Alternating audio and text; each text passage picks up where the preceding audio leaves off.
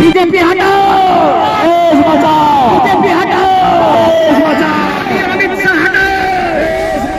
আজকে নজর পড়েছে ওয়াকফ সম্পত্তির উপরে 9 লাখ একর জমির উপরে, কালকে নজর পড়বে দেবোত্তর সম্পত্তির উপরে। কেন?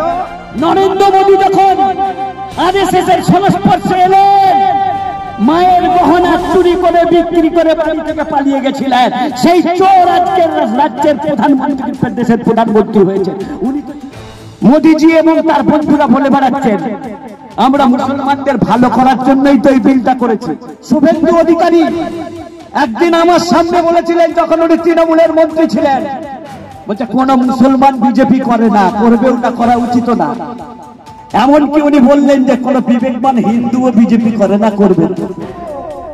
এই ওয়াকফ আইনের মূল ষড়যন্ত্রের পিছনে আম্বানির একটা স্বার্থ রয়েছে, আমি একটু পরে বলবো। কিছুদিন আগে বিজেপির MP, member of the parliament Hema Malini, বিখ্যাত অভিনেত্রী, পুরীর জগন্নাথ মন্দিরে পুজো দিতে এসেছিলেন, তাকে বের করে দেওয়া হয়েছিল, অপমান করা হয়ে। 75 মুসলমান নবাবরা যদি লাঠি করে হিন্দুদেরকে জোর করে মুসলমান করতেন, তাহলে মুসলমান 16 কোটি হতো না, 80 কোটি হতো।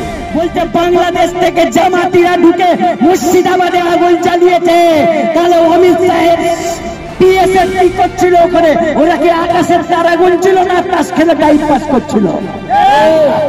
হিন্দুরা বিপদে আছেন। হ্যাঁ, বারাণসীর মন্দিরে দলিত মেয়েকে ধর্ষণ করেছে পুরোহিতরা, কারা বিপদে আছে? হিন্দু ভাইরাই বিপদে আছে। আমি একদিন ইয়ার্কি করে বলছিলাম, কুম্ভ মেলায় কয়েক হাজার কয়েক লাখ ল্যাংটো সাধু ঘুরে বেড়াচ্ছে, বলে ওরা কাগজ কোথায় রেখেছে? ওদের তো কিছুই রাখার জায়গা নেই।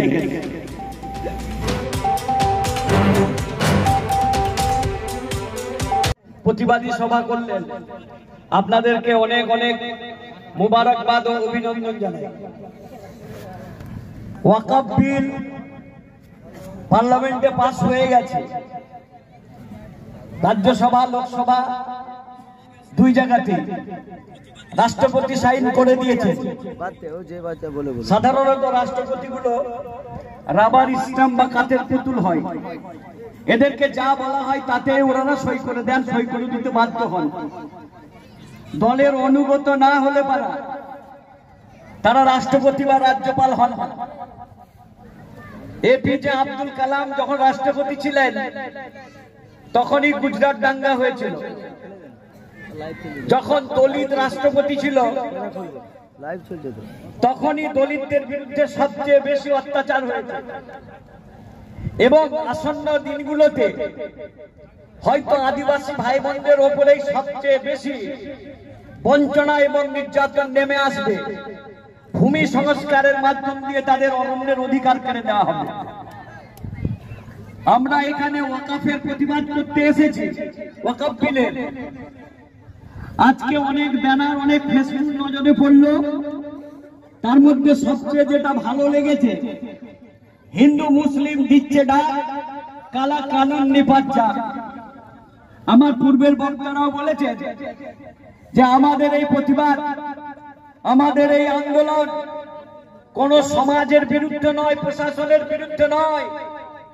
মনে রাখতে হবে, ওয়াকফ বিলের বিপক্ষে, সংশোধনীর বিপক্ষে 232 জন এমপি ভোট দিয়েছে।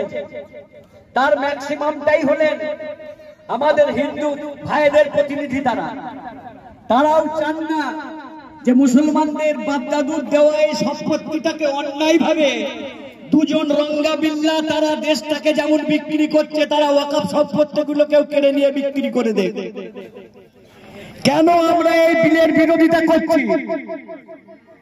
এই বিলের মাধ্যমে ওয়াকফ সম্পত্তি ভারতবর্ষে 6 থেকে 9 লক্ষ একর জমি এই ওয়াকফ স্টেটের আন্ডারে 32টা ওয়াকফ বোর্ডের মাধ্যমে মেইনটেনেন্স হয়, যার অনেকটাই অলরেডি বেহাত হয়ে গেছে।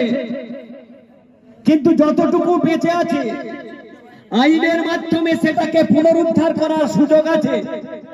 কিন্তু বর্তমানে যে আইনটা উনি পাস করেছেন, ওয়াকফ বাই ইউজার, ওয়াকফ দুই রকমের হয়। কিছু ওয়াকাফ আছে যার 500 বছরের পুরনো দলিল এখনো সংরক্ষিত আছে, যেমন তাজমহল। তাজমহল সম্রাট শাহজাহান তৈরি করলেন, তার দলিল রয়েছে এখনো পর্যন্ত। কিন্তু কিছু উগ্রপন্থী সংগঠন তারা দাবি করছে ওটা তাজমহল নয়, ওটা তেজমহল ছিল, ওটা একটা শিব মন্দির ছিল। অতএব বাবরি মসজিদের মতন কোনদিন দেখবেন তাজমহলের ওপরেও হামলা এবং এই উগ্রপন্থী চরমপন্থীদের অ্যাটাক নেমে আসতে পারে। আমরা সিঁদুরে মেঘ দেখছি যে যারা বাবরি মসজিদে, যার কোনো কাগজ নেই, ডকুমেন্ট নেই, বিচারপতি বললেন মসজিদ ভাঙা অন্যায় হয়েছে, মসজিদের কাঠামোর ভেতরে মন্দির রাখা অন্যায় হয়েছে, কিন্তু আমরা দেশের মানুষের আস্থার উপরে ভরসা করে এই জমিটাকে আমরা মন্দির করতে দিয়ে দিলাম। আমরা রাস্তায় নামিনি কেন? ধর্ম সংস্থান বিলের মাধ্যমে একটা আইন হয়েছিল, সেই আইনে একটা পঞ্চায়েতি বিচার ব্যবস্থা হয়েছিল যে বাবরি মসজিদ ছাড়া অন্য যত মসজিদ মন্দির আছে সেইগুলো সব নিজ অবস্থাতেই বহাল থাকবে, এরপরে আর কোন মসজিদ মন্দির নিয়ে বিতর্ক হবে না। স্বাধীনতার সময়ে 1947-এর 15ই আগস্টে যেটা মসজিদ ছিল সেটা মসজিদ থাকবে, যেটা মন্দির ছিল সেটা মন্দির থাকবে। ধর্মস্থান বিলে মনমোহন সিং এর সরকার এই আইন পাস করে দিয়ে গেছে, কিন্তু দেখলাম এরা আস্তে আস্তে বলছেন যে না, বাবরি মসজিদ ঝাঁকি হ্যাঁ, মথুরা কাশি আবি বাকি হ্যাঁ। 30,000 মসজিদকে তারা টার্গেট এবং লিস্টেড করে রেখেছে যে এইগুলো নাকি এক সময় ঔরঙ্গজেব এবং তার সাঙ্গপাঙ্গরা, তার সন্তানরা তারা জোর করে কেড়ে নিয়ে মসজিদ বানিয়েছে, মন্দিরকে হটিয়ে অথবা হিন্দুদের সম্পত্তিকে জবরদখল করে নিয়ে। এটা সম্পূর্ণ মিথ্যা এবং ষড়যন্ত্রমূলক ইতিহাস। কবি সুকান্ত ভট্টাচার্য বলে গেছেন, ইতিহাসের পাতায় তোমরা পড়ো কেবল মিথ্যে, বিদেশিরা ভুল বোঝাতে চাই তোমাদের চিত্তে। সেই বিদেশিদের সন্তানদের সন্তান রঙ্গাবিল্লা যারা দিল্লির মোস্তাদে বসে আছে, মোশা, মোদি এবং অমিত শাহ, তারা চেয়েছে সেই ভুল ইতিহাসের সুযোগ নিয়ে গোটা ভারতবর্ষের মানুষকে অস্থির করে তোলবার। যে ওয়াকফ স্টেটগুলোর জায়গাগুলোর কবরস্থানগুলো শত শত বছর ধরে ব্যবহার হচ্ছে, ইউজ হচ্ছে, কিন্তু তার ওয়াকফের দলিল সংরক্ষিত নাই, বলছে ওটা কেড়ে নাও, ওটা সরকারি প্রপার্টি। আপনার দাদুর কবর আছে, আপনার পরদাদু প্রপুতার কবর আছে, কিন্তু যেহেতু দলিল নাই অতএব ওইটা সম্পত্তিটা আমরা কেড়ে নেব, ওখানে শপিং মল বানাবো, আমরা আদানিকে দিয়ে দেব, আমরা আম্বানিকে দিয়ে দেব। এই ওয়াকফ আইনের মূল ষড়যন্ত্রের পিছনে আম্বানির একটা স্বার্থ রয়েছে, আমি একটু পরে বলবো। হিন্দু মুসলিম দিচ্ছে ডাক, এই কালা কানুন নিপাত যাক। এই কালা কানুন হিন্দুরও ভালো নয়, মুসলমানেরও ভালো নয়, কারণ আজকে নজর পড়েছে ওয়াকফ সম্পত্তির উপরে 9 লাখ একর জমির উপরে, কালকে নজর পড়বে দেবোত্তর সম্পত্তির উপরে। কেন? ইনি রেল বিক্রি করে দিয়েছেন, আদানির নামে রেল চলে, ইনি তেল বিক্রি করে দিয়েছেন।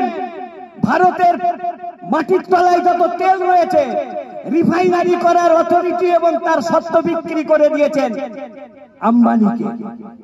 আম্বানির বাড়ি বাঁচানোর জন্য এই পাইতারাটা হচ্ছে। আপনারা যারা খবরের কাগজ পড়েন, যারা নানা রকমের সংবাদ জগতের সঙ্গে যোগাযোগ রাখেন, তারা জানেন কিছুদিন আগে বিজেপির MP, member of the parliament Hema Malini, বিখ্যাত অভিনেত্রী, পুরীর জগন্নাথ মন্দিরে পুজো দিতে এসেছিলেন, তাকে বের করে দেওয়া হয়েছিল, অপমান করা হয়েছে। কেন? বলে উনি আজ থেকে 30 বছর আগে দ্বিতীয় বিবাহ করার জন্য 1 সপ্তাহের জন্য মুসলমান হয়েছিলেন। ধর্মেন্দ্র তৃতীয় স্ত্রী হলেন হেমা মালিনী। দ্বিতীয় বিয়ে হিন্দু ম্যারেজ অ্যাক্ট অনুযায়ী বৈধ নয়। প্রথম স্ত্রীকে ধর্মেন্দ্র বললেন আমি তালাক দেবো, কেন কোনো দোষ করেনি। বলে তাহলে দ্বিতীয় বিয়ে করতে গেলে কি করতে হবে? বলে আপনাকে মুসলিম ম্যারেজ অ্যাক্টের সাহায্য নিতে হবে। বলে তাহলে কি করতে হবে? বলে আপনি কিছুদিনের জন্য মুসলিম হয়ে যান, মুসলমান হয়ে বিয়ে করেছিলেন, পরে আবার তিনি হিন্দু ধর্মে ফিরে গেছেন। কিন্তু এক সপ্তাহের জন্য যিনি মুসলিম হয়েছিলেন তাকেও জগন্নাথ মন্দিরে প্রতিবাদ করা হয়, তাকে ঢুকতে দেওয়া হয় না। ভারতবর্ষের আইরন লেডি ইন্দিরা গান্ধীকে পুরীর জগন্নাথ মন্দিরে ঢুকতে দেওয়া হয়নি কেন? তার স্বামীর নাম ছিল ফিরোজ গান্ধী বলে। ফিরোজ মুসলমানদের নাম নয়, উনি পার্সিয়ান সমাজের মানুষ। জামশেদজি টাটা, জামশেদজি নামটা দেখলে আমরা ভাবি হয়তো মুসলমান ছিলেন নাকি। টাটা গ্রুপের প্রতিষ্ঠাতা ছিলেন, ইরানের পার্সিয়ান বংশ উদ্ভূত। তিনি আগুনের পূজারী ছিলেন, তাই তার নামটা জামশেদজি। ইন্দিরা গান্ধীকে পুরীর জগন্নাথ মন্দিরে ঢুকতে দেওয়া হয়নি। আমাদের বক্তব্য খুব ক্লিয়ার, যদি ইন্দিরা গান্ধীকে জগন্নাথ মন্দিরে ঢুকতে না দেওয়া হয়, হেমা মালিনীকে বাধা দেওয়া হয়, তাহলে রাম মন্দির ট্রাস্টটা করে মুসলমানকে বডিতে কমিটিতে রাখা হবে। তো হেমা মালিনীকেও রাখা হয়নি, অমিত শাহকেও রাখা হয়নি, রাষ্ট্রপতি দ্রৌপদী মুর্মুকে রাম মন্দির ভিত্তি বিস্তার স্থাপনের দিনে আমন্ত্রণ করা হয়নি কেন? উনি আদিবাসী বলে উনি নিমন্ত্রণটা পাননি। এরপরেও যাদের মনে হয় যে এরা তো ভালো আইন তৈরি করছে, তারা এদের মূল ইতিহাসটা, এদের চরিত্রটা বুঝতে পারছেন না। এরা নামে বলে আমরা হিন্দুদের রক্ষা করব, কিন্তু এখনো পর্যন্ত এরা রাষ্ট্রপতিকে, যেদিন দ্রৌপদী মুর্মুর জামাই কোন ব্রাহ্মণের ছেলে হবে, সেদিনে ভাববো যে সত্যি সব হিন্দু এক ভাই হয়ে গেছে। আমরা চলে যাব হয়তো পাকিস্তানে, আমরা চলে যাব সৌদি আরবে, আমরা জীবন চিল্লাই চলে যাব। তোমরা একটা গ্রাম তৈরি করে দেখো যেখানে হিন্দু মুসলিমদেরকে বাদ দিয়ে তোমরা সাধু সম্মিলিত ভাবে ব্রাহ্মণরাও দলিতদেরকে বুকে টেনে নিয়েছ। তাদেরকে সুপ্রিম কোর্টে মামলা করে পুজো দেওয়ার জন্য মন্দিরে প্রবেশ করার অধিকার আদায় করতে হয়নি। সেদিন আমরা বলবো তোমরা মিলেমিশে থাকো। আজ তোমরা বলছো হিন্দু মুসলমান, যখনই মুসলমানরা শেষ হয়ে যাবে, ধ্বংস হয়ে যাবে, তখন তোমরা হবে ব্রাহ্মণ, তখন তোমরা হবে বৈশ্য, তখন তোমরা হবে দলিত, তখন তোমরা হবে মুচি পাগলি মেথর। টুকরো টুকরো করে দেওয়া হবে ভারতের হিন্দু সমাজ। আজও টুকরো টুকরো হয়ে রয়েছে। আমার সম্মানিত বন্ধুরা, শুভেন্দু অধিকারী একদিন আমার সামনে বলেছিলেন, যখন উনি তৃণমূলের মন্ত্রী ছিলেন, বলছে কোন মুসলমান বিজেপি করে না, করবেও না, করা উচিত না। এমনকি উনি বললেন যে কোন বিবেকবান হিন্দুও বিজেপি করে না, করবে না। শুভেন্দু, তোমার বিবেক কোথায় গেল? তুমি বিবেক বিক্রি করে দিয়েছ। তার কারণ আছে, টাকা বাতিল হওয়ার সময় তোমার 1000 কোটি টাকা গুজরাটের সমবায় ব্যাংকে সরিয়ে রাখার জন্য 2014 সাল থেকে তুমি অমিত ভাইয়ের পায়ে মাথা ঠুকতে, এটা আমরা গোপন খবর রেখেছি। তুমি আজ সম্পত্তির জন্য, রক্ষার জন্য, ভোটে জেতার জন্য তুমি ভেকধারী হিন্দু সেজেছ। তুমি ট্যাবলেট খেয়ে মাতাল হয়ে গেছো। তোমাকে আমি ট্যাবলেট অধিকারী এর জন্য আগে থেকে বলতাম। তুমি ধান্দাবাজ, তুমি দাঙ্গাবাজ। মুর্শিদাবাদে তুমি দাঙ্গা লাগিয়েছ। অর্জুন সিং পশ্চিমবঙ্গ সরকারকে হুঁশিয়ারি দিল যে সরকার যদি আইন রক্ষা না করতে পারে, তাহলে আমি বিহার ঝাড়খণ্ড থেকে লোক নিয়ে এসে দাঙ্গা লাগিয়ে দেবো, ঝামেলা পাকিয়ে দেবো। মুর্শিদাবাদকে জ্বালিয়ে দিয়েছে। ওখানের হিন্দু মুসলমান বলছে আমাদের তো এই জিনিস ছিল না, আর যারা করেছে তাদেরকে আমরা চিনি না। কারা ঘর ভাঙলো, কারা মানুষ খুন করে মারলো, তাদেরকে আমরা চিনি না পর্যন্ত। এদেরকে সব ঝাড়খণ্ড থেকে আনা হয়েছে, মুরারই বীরভূম থেকে আনা হয়েছে, বিহার থেকে আনা হয়েছে, পশ্চিম বাংলাকে আগুন লাগাবার জন্য এবং সাম্প্রদায়িক বাতাবরণ তৈরি করার জন্য। আমার সম্মানিত বন্ধুরা, আজকে ওয়াকফ বিল নিয়ে 9 লক্ষ একর জমির উপরে তোমার কিসের জন্য নজর? আমরা আসল কারণটা জানি। পৃথিবীর সবচেয়ে বড় 10 জন ধনীর মধ্যে হলেন একজন মুকেশ আম্বানি। মুকেশ আম্বানির বাড়িটা, যেই বিল্ডিংটা দাঁড়িয়ে আছে পৃথিবীর বিলাসবহুল বাড়ির মধ্যে, তার নাম হলো অ্যান্টিলিয়া ভিলা। এটা করিমবাগ ইয়েতিমখানার জায়গার উপরে দাঁড়িয়ে আছে। 2002 সালে এই ওয়াকফের ট্রাস্টি বোর্ডের লোকেরা, মুসলমানদের ভেতরে মির্জাপুর নাই, যারা এটা ভাববেন তারা ভুল করছেন। এই ওয়াকফ বোর্ডের ট্রাস্টি 2 জন মেম্বার, তারাই বিক্রি করেছিলেন আম্বানিকে। 2025 সালের আজকের 16 এপ্রিল পর্যন্ত সুপ্রিম কোর্টে এই ফাইলটা উঠেনি কেন? আম্বানির বাড়ি থেকে রক্ষা করতে হবে, বিচারটাকে ফ্রিজের ঘরে তালা দিয়ে দাও, বিচার হবে না। ওর দাম জানেন? $1.5 মিলিয়ন দিয়ে উনি জায়গাটা কিনেছেন, অথচ ওর তখনই দাম ছিল $2.5 বিলিয়ন। মিলিয়ন মানে 10 লাখ, বিলিয়ন মানে কোটি কোটি ডলার। এই বাড়িটাকে তুমি কিনে নিয়েছো অন্যায় ভাবে। এটা ওয়াকাফের সম্পত্তি। ওয়াকাফের আইন যদি পরিবর্তন না করা যায়, আমার বন্ধুর বাড়ি রক্ষা হবে না। শুধু তাই নয়, তুমি তেল বেচেছো, তুমি রেল বেচেছো, তুমি দেশের সম্পত্তি বিক্রি করে দিয়েছো। এখন তোমার নজর পড়েছে মুসলমানদের ওয়াকাফ সম্পত্তির উপরে। বলছে আমরা ওয়াকফে কিছু করব না, আমরা শুধু একটু মৌলুলি মাতব্বরি করব। ট্রাস্টি ম্যানেজারিং বোর্ডে যেগুলো ওয়াকাফের দলিল আছে, ওয়াকাফ বোর্ড থাকবে, কিন্তু বোর্ডের ট্রাস্টিতে একজন আমাদের বন্ধু সরকারের লোক রাখতে হবে, যাতে আমাদের বেচাকেনার ক্ষেত্রে কোনো আপত্তি না উঠে। আমার বন্ধুরা, যারা 400 বছর আগে ঔরঙ্গজেবের কবর ভাঙতে যায় একটা সিনেমার গাঁজাখড়ি ইতিহাস দেখে, তারা তোমার আমার দাদুর কবরকে অক্ষত রাখবে? ইতিহাসে প্রচার করা হয়েছে ঔরঙ্গজেব 52 বছর ধরে ভারতবর্ষের আদিবাসী এবং হিন্দু ভাইদের উপরে নিপীড়ন করে, নির্যাতন করে ভারতবর্ষে আজকে 16 কোটি 20 কোটি মুসলমান হয়েছে। না হলে এত মুসলমান হতো না। তো যত দোষ ঔরঙ্গজেবের। অক্সফোর্ড বিশ্ববিদ্যালয়ের ইতিহাসের বাঙালি অধ্যাপক, তিনি কলকাতা এলেন। তপন রায়চৌধুরী, আনন্দবাজারের সাংবাদিক গৌতম চক্রবর্তী তাকে প্রশ্ন করলেন, ঔরঙ্গজেব কি সত্যি মন্দির ভেঙে মসজিদ তৈরি করেছিলেন? ঔরঙ্গজেব কি সত্যি হিন্দু ভাইদের, আদিবাসী ভাইদের লাঠির জোরে, তরবারির জোরে জোর করে মুসলমান করেছিলেন? অক্সফোর্ড, যেখানে মুখ্যমন্ত্রী ভাষণ দিতে গেছিলেন, পৃথিবীর সবচেয়ে বড় বিশ্ববিদ্যালয় অক্সফোর্ড বিশ্ববিদ্যালয়ের তপন রায়চৌধুরী আনন্দবাজারের সাংবাদিক গৌতম চক্রবর্তীকে বললেন, ঔরঙ্গজেব এবং মোগল শাসকরা 700 বছর ধরে যদি মন্দির ভাঙত, ভারতবর্ষের বুকে একটাও 500-700 বছরের পুরনো মন্দির বেঁচে থাকতো না। 700 বছর ধরে সমস্ত মন্দিরগুলো তারা ভেঙে ফেলত।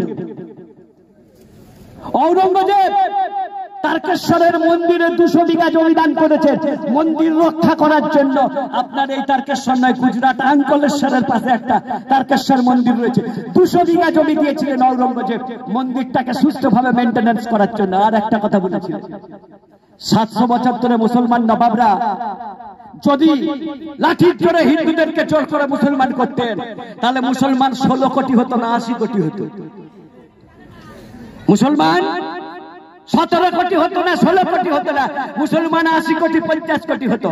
এটা মিথ্যা, এটা মিথ্যা, এটা মিথ্যা। মুসলমানরা এইরকম করেনি। মুসলমানরা যদি এইরকম অবিচার করত, তাহলে আমাদের দেশে অনেক আগে মুসলমানরা সংখ্যা গরিষ্ঠ হয়ে যেত। কিন্তু মুসলমানরা আজও সংখ্যালঘু কেন? তারা শরীয়তের প্রতি দায়বদ্ধ, তারা সামাজিক সম্প্রীতি এবং ভালোবাসার প্রতি দায়বদ্ধ। 622 খ্রিস্টাব্দে বিশ্বনবী হযরত মুহাম্মদ সাল্লাল্লাহু আলাইহি ওয়াসাল্লাম মক্কা ছেড়ে মদিনায় এলেন। মদিনায় এসে একটা শান্তি চুক্তি স্বাক্ষরিত করলেন, পৃথিবীর ইতিহাসের সর্বপ্রথম লিখিত সামাজিক শান্তি চুক্তি। হযরত মুহাম্মদ লিখলেন, আমরা মদিনার ইহুদিরা, খ্রিস্টানরা, মূর্তি পূজারীরা, মুসলমানরা আমরা সবাই মিলে সহাবস্থান করব। আমরা কেউ কারো সাথে দুর্ব্যবহার করব না, কেউ কারো ধর্মীয় আচরণে আমরা বাধা দেব না। তিনি বললেন, লাকুম দীনুকুম ওয়ালিয়া দীন, তোমার দিন তোমার জন্য, আমার দিন আমার জন্য। আমরা মদিনার অধিবাসী, আমরা এই শহরের নগরের নাগরিক, আমরা মদিনাকে হিন্দু, মুসলিম, বৌদ্ধ, খ্রিস্টান, ইসাই সবাই মিলে রক্ষা করব। আমরা মদিনাকে কখনো বিদেশি শত্রুর হাতে তুলে দেব না।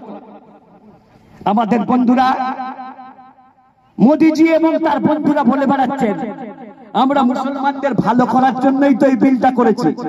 আপনি অনেক ভালো করেছেন, আর আপনাকে আমাদের ভালো করতে হবে না। আপনি 3 তালাক আইন পাস করিয়ে, ট্রিপল তালাক আইন পাস করিয়ে আমাদের মুসলমানদের শরীয়তকে পাল্টে দেওয়ার চেষ্টা করেছেন। হ্যাঁ, আমরা মানি কিছু মাতাল, কিছু গেজাখোর মদ খেয়ে এসে বউকে তালাক দিয়ে দিল, সেই মেয়েটা অসহায় হয়ে যায়। কিন্তু মুসলিম সমাজে এমন 10,000 মেয়ে পাওয়া যাবে না। গোটা ভারতবর্ষের 20 কোটি মুসলমানদের ভেতরে 10,000 মেয়ে পাবেন না যাকে 3 তালাক দেওয়া হয়েছে, সে সামাজিক পুনর্বাসন পাইনি, বা ইনসাফ পাইনি, বা বিচার পাইনি।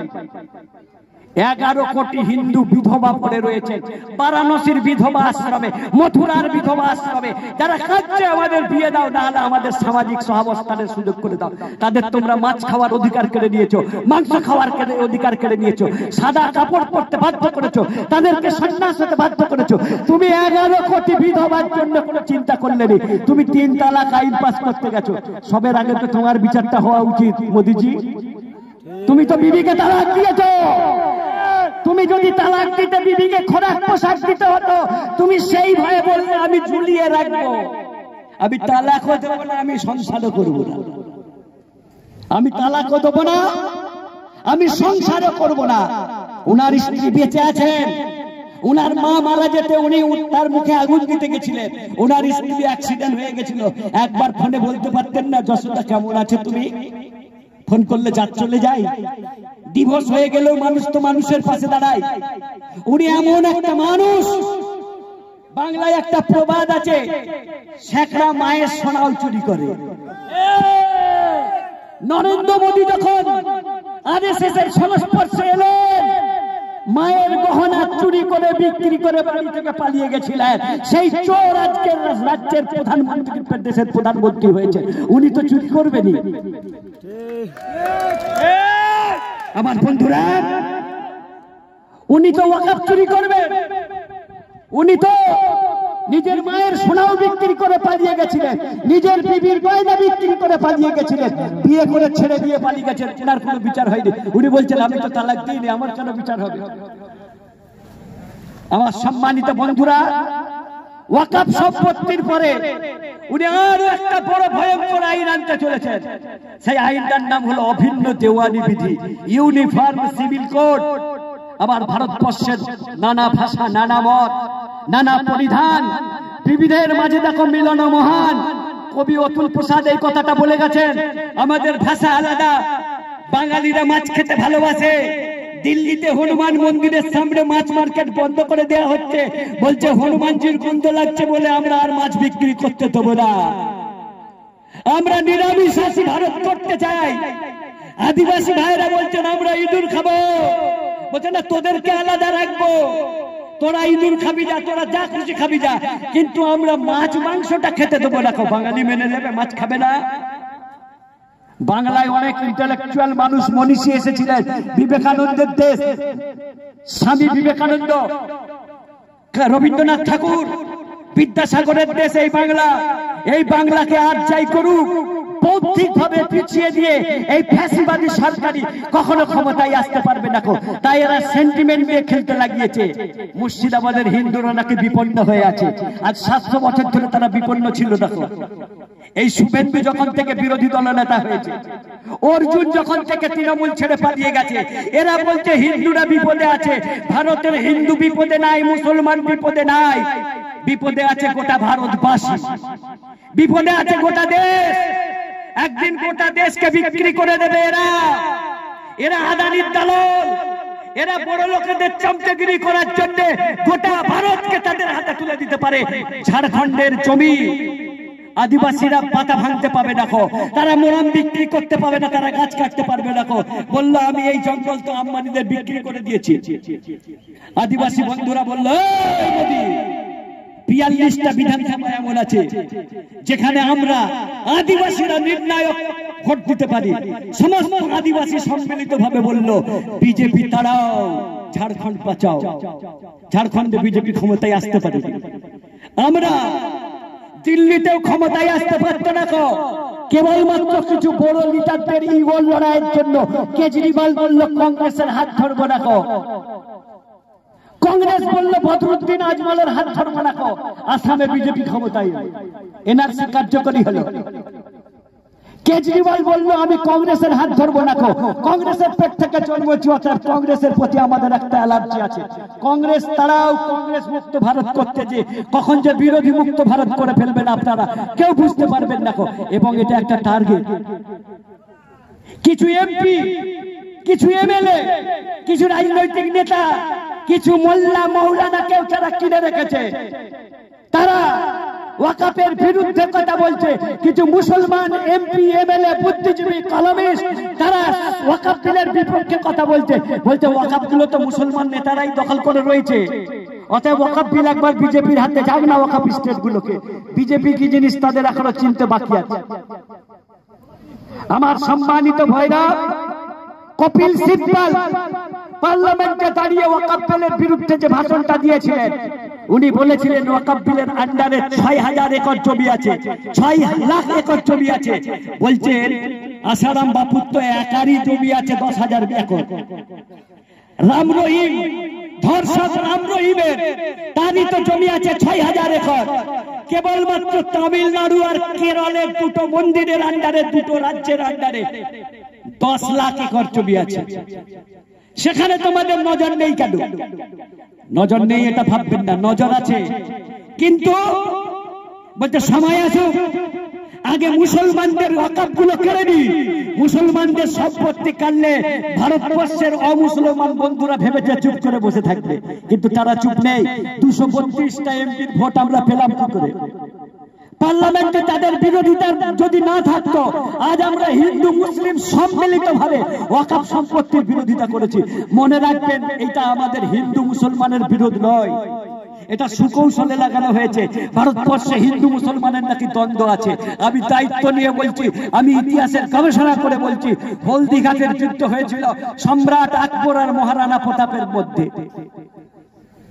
বিজেপি বলছে এটা হিন্দু মুসলমানের যুদ্ধ ছিল, কিন্তু ইতিহাস বলছে যে না, আকবরের সেনাপতির নাম ছিল মান সিং, তিনি হিন্দু ছিলেন, আর মহারানা প্রতাপ সিং এর সেনাপতির নাম ছিল আজমল খান সুরি, তিনি মুসলমান ছিলেন।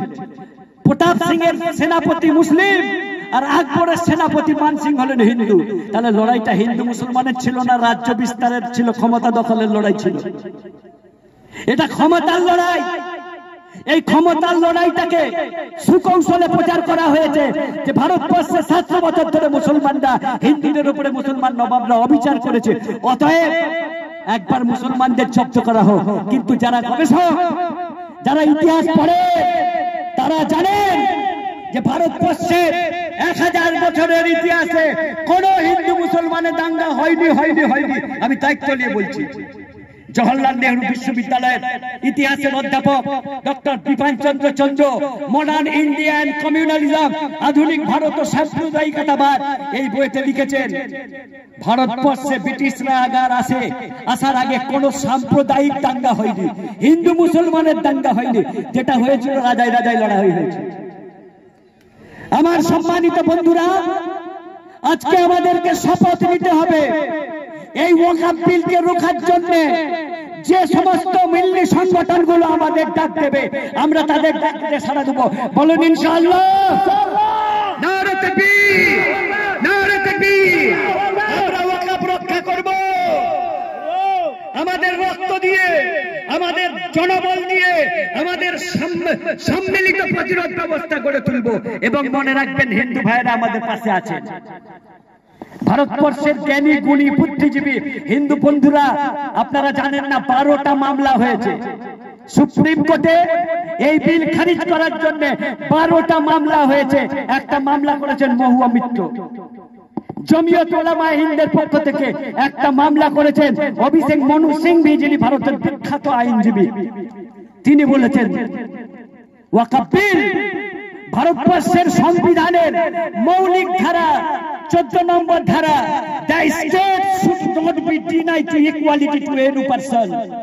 রাষ্ট্র কখনোই কোন ব্যক্তি এবং কোন সমাজের প্রতি অবিচার করতে পারে না।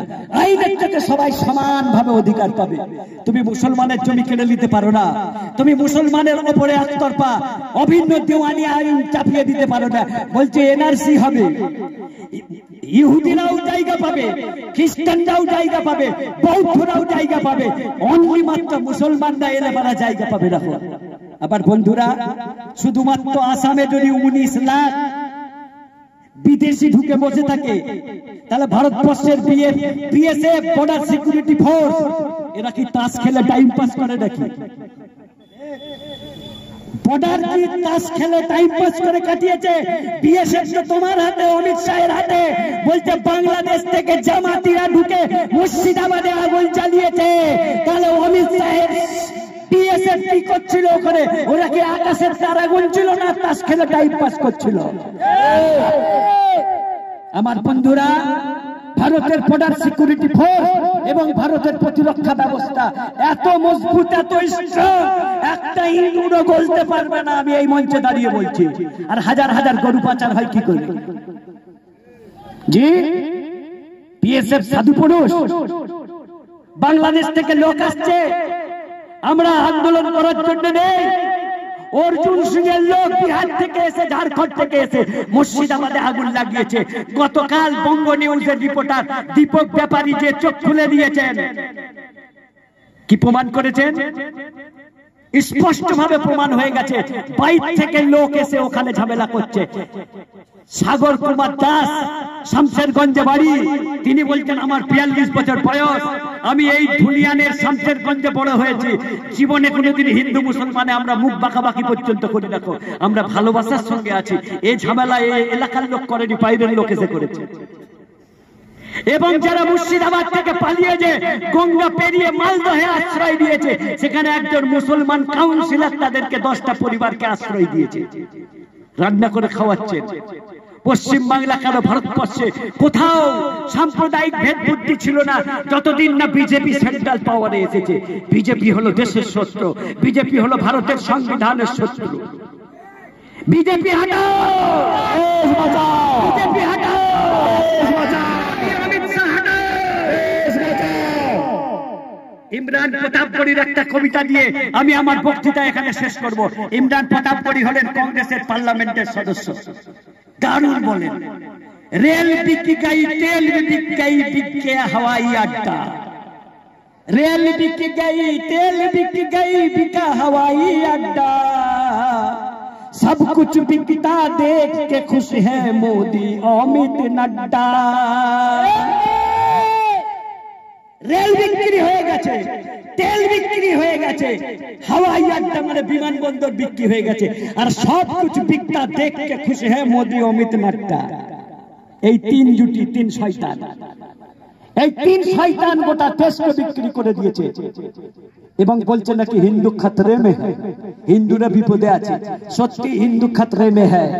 26,000 চাকরি গেছে, তার মধ্যে 24,000 হিন্দু ভাইদের চাকরি গেছে। কাদের চাকরি গেছে? হিন্দু ভাইদের চাকরি গেছে। মুসলমানদের চাকরি তো নাই, যাবে কি? কিছু নাই, যার হারাবে কি তা। স্টেট ব্যাংক অফ ইন্ডিয়া থেকে 33,000 লোককে বলপূর্বক জোর করে অবসরে পাঠিয়ে দেওয়া হয়েছে। 33,000-এর ভেতরে 3300 মুসলমানের চাকরি যায়নি। কেন নাই তো যাবে কি? হিন্দুরা বিপদে আছেন। হ্যাঁ, বারাণসীর মন্দিরে দলিত মেয়েকে ধর্ষণ করেছে পুরোহিতরা, কারা বিপদে আছে? হিন্দু ভাইরাই বিপদে আছে। মুসলমানরা তাদের সুরক্ষা করতে জানে, তাদের আল্লাহ আছে, তাদের ইমানি চেতনা আছে, তাদের গণতান্ত্রিক বোধ আছে, তাদের ভোট প্রয়োগ করার বুদ্ধি আছে যে কারা ফ্যাসিবাদকে পরাস্ত করতে পারবে। আমরা উত্তরপ্রদেশে মোলায়েমকে সমর্থন করি, আমরা বিহারে লালু প্রসাদের কোম্পানিকে সমর্থন করি। আমরা ফেরেশতা এখানে পাবো না, এখানে জিবরাইল আমিন রাজ্য চালাবে। এটা যদি ভাবি তাহলে ভুল করছি আমরা। এখানে জিবরাইল ইসরাফিল দেশ চালাবে না, চালাবে লালু, চালাবে মোলায়ম, চালাবে অখিলেশ। আমরা তাদের সঙ্গে আছি। কথা বুঝতে পারছেন?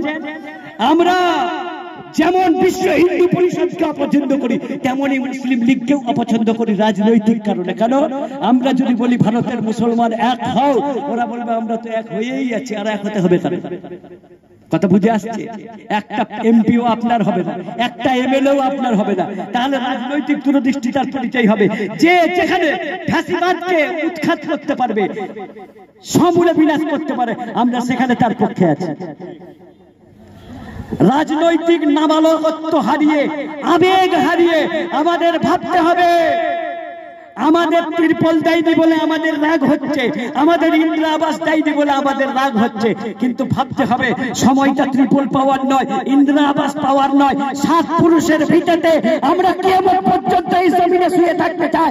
এই কবরস্থান আমাদের, এখানে আমাদের দাদু শুয়ে আছে, এই কবরস্থান আমরা রক্ষা করতে চাই। অতএব যারা মনে করেছো বিড়াল তাড়িয়ে কুকুর দিয়ে আসবে, তারা সাবধান হয়ে যাও।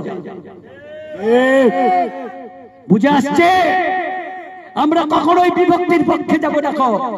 আমরা এমন কোন একটা শক্তিকে ভেবে নেব যারা সাম্প্রদায়িকতাকে ঠেকাতে পারবে, আটকাতে পারবে, শুধু ভোট ভাগ করতে পারবে না। মুসলমান সাবালক হও, জ্ঞান বুদ্ধি প্রয়োগ করে আমরা বুলেট নয়, আমরা ব্যালটে বিপ্লব ঘটাতে চাই। আমরা ব্যালট বিপ্লব ঘটাতে চাই। বাংলার মানুষ অনেক চেষ্টা করেছিল, মোদী অমিত শাহজি বহুবার এসেছিলেন, তাদের বাংলা চাই, কিন্তু বাংলা এখনো তাদের অধরা আছে। কিন্তু মুসলমানরা যদি একটু বেশি আবেগতাড়িত হয়ে যায়, বাংলা আমাদের হাতছাড়া হয়ে যেতে পারে। আমরা ভাবছি আমাকে তিরপল দেয়নি, আমাকে খত দেয়নি, কিন্তু এটা ভাবলে হবে না। ভাবতে হবে আমি যে আমার বাপ ঠাকুর দাদার ভিটেতে বসবাস করছি, এটাও থাকবে না। তোমার 12টা কাগজ আছে তো, 12টা কাগজ এনআরসি ডকুমেন্টের যে 12টা তালিকা আছে, তোমার 12টা রয়েছে তো? কিছুই থাকবে না, সব পোকাবার করে দেবে, সব পোকাবার করে দেবে। রাষ্ট্রপতি ডক্টর জাকির হোসেনের বংশধরকে বলছে এরা বিদেশি। প্রাক্তন রাষ্ট্রপতি ডক্টর জাকির হোসেনের বংশধরকে বলছে এরা বিদেশি। তোমরা এই দেশের নাগরিক কিনা তোমরা কাগজ দেখাও। তোমাদের 22টা 12টা কাগজ আছে তো? আমি একদিন ইয়ার্কি করে বলছিলাম, কুম্ভ মেলায় কয়েক হাজার কয়েক লাখ ল্যাংটো সাধু ঘুরে বেড়াচ্ছে, বলে ওরা কাগজ কোথায় রেখেছে? ওদের তো কিছুই রাখার জায়গা নেই। কাগজ রাখবে কোথায়? একটা চিন্তা নিয়ে সারাদিন ভিক্ষা করে খাচ্ছে। ওদের কাগজ আছে? কাগজের দরকার নেই। ওদের আবেগ আছে, ওদের পাইপর্ণ, ওরা জন্মসূত্রে ভারতীয়, আমরাও ভারতীয়। আমাদের বাপ ঠাকুর দাদার জমি কেড়ে নিতে এলে, আমাদের ভিটে মেটির কাগজ কেড়ে নিতে এলে, আমরা তাদের হাত থেকে ক্ষমতার চাবিকাঠিটা কেড়ে নেবো ইনশাআল্লাহ। ইনশাআল্লাহ। নারে তাকবীর, আল্লাহু আকবার, আল্লাহু আকবার। সম্মানিত বন্ধুরা, আজকেই থেমে গেলে হবে না বন্ধু। সঞ্জয় রাউত শিবসেনার এমপি পার্লামেন্টে দাঁড়িয়ে বলেছিলেন, মোদিজি মুসলমানদের এত ভালোবাসেন, জিন্নাও এত ভালোবাসতো না। বুঝতে পারছেন? জিন্না ভালোবাসতো? হ্যাঁ, জিন্না তো দেশ ভাগ করার কারিগর। জিন্না কি কোনো আলেম ছিল, মাওলানা ছিল? ও তো শুয়োরের মাংস খেত আর মদ খেত। ও কি মুসলমানদের লিডার? হ্যাঁ, আমাদের লিডার হলো জমিয়তে উলামা, আমাদের লিডার হলো মাওলানা আবুল কালাম আজাদ, আমাদের লিডার হলো মাওলানা হাসরত মোহানি, আমাদের লিডার হলো খান আব্দুল গফফার খান। মাওলানা আবুল কালাম আজাদকে তার স্ত্রী চিঠি লিখলেন, ওগো স্বামী, আমি মৃত্যু শয্যায় শুয়ে আছি, তুমি একবার হাসপাতালে এসো, মরার আগে তোমাকে একবার দেখতে চাই।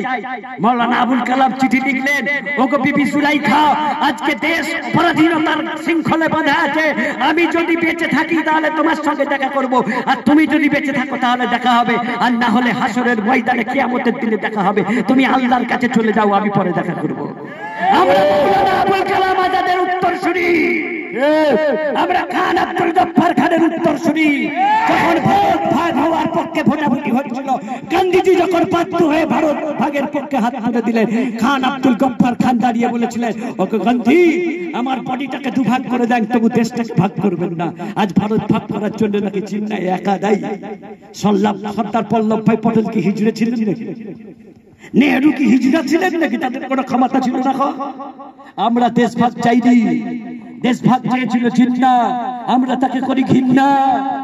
আমরা জিন্নার অনুসারী নয়, আমরা মাওলানা আবুল কালাম আজাদের লোক, আমরা খান আব্দুল গফফার খানের লোক, আমরা মাওলানা হাসরত মোহানির উত্তরসূরি, যিনি সংবিধান রচয়িতাদের মধ্যে একজন।